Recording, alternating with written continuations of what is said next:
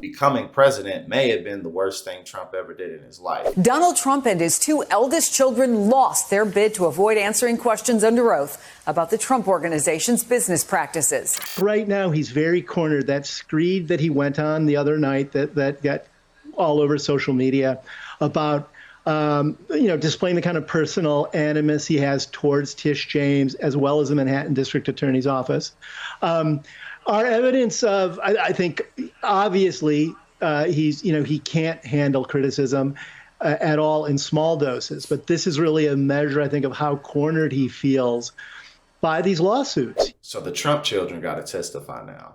Look, everyone knows that the Trump family is corrupt through and through. In fact, it was just reported by the Huffington Post that Trump shifted $375,000 in campaign donations to his struggling skyscraper in Manhattan, even though his campaign committees had absolutely no presence in the building.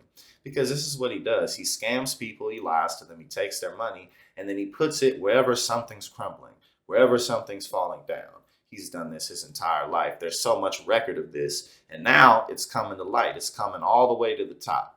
In fact, I would, bargain to say that becoming president may have been the worst thing Trump ever did in his life, because ultimately it really didn't help him that much. Sure, it made him a bit more money, but he could have made his money without ever touching office. If he would have just dropped out of the race and let Hillary win, then he could have continued his TV network that he wanted to do, and he just wouldn't have gotten himself into messes that he didn't need to be in. He never would have had to take in such large losses on the world stage. He could have just stayed a clown in the private sector. Ever since the New York State Attorney General opened up the case against the Trump Organization, Trump and all of his kids have been fighting tooth and nail to keep her out of their business as much as possible. But, and I quote, this is what the State Attorney General just declared last month.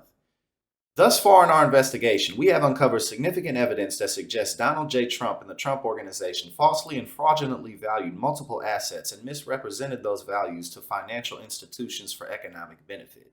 The Trumps must comply with our lawful subpoenas for documents and testimony because no one in this country can pick and choose if and how the law applies to them.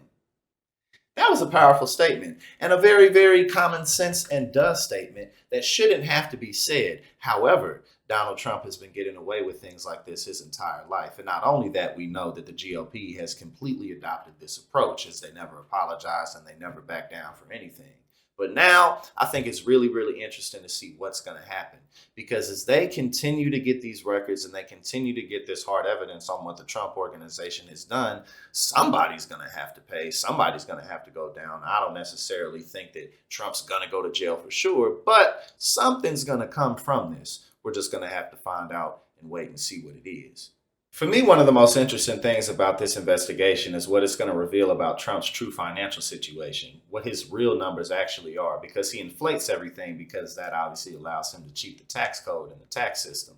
But that's really a lot of what he's so adamantly fighting against. He does not want people to know what his true numbers were like, because obviously it's going to reveal the truth, not just about his money, but just about him. And it's not like we don't all already know, but hard evidence is hard evidence. They're going to fight tooth and nail. No, we can't let people see. We can't let people see. We already know how they do. But it appears that this investigation is actually holding some weight because, again, the judge just ordered them that they have to come in and testify. So looks like this isn't a nothing burger. It's not a nothing sandwich.